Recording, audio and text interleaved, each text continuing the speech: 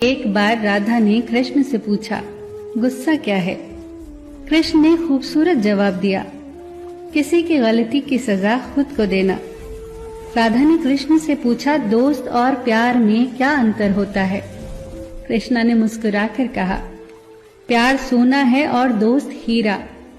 सोना टूटकर दोबारा बन सकता है मगर हीरा नहीं।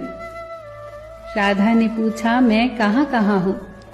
कृष्णा ने कहा, मेरे दिल में, मेरी सांसों में, मेरी धड़कन में, मेरे तन मन में, तुम हर जगह हो राधे।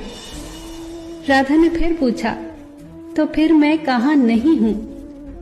कृष्णा ने कहा, मेरी किस्मत में। राधा ने फिर कृष्णा से पूछा, प्यार का असली मतलब क्या होता है? कृष्णा ने हंसकर कहा, जहाँ मतलब होता है वहाँ प्यार कहाँ होता है?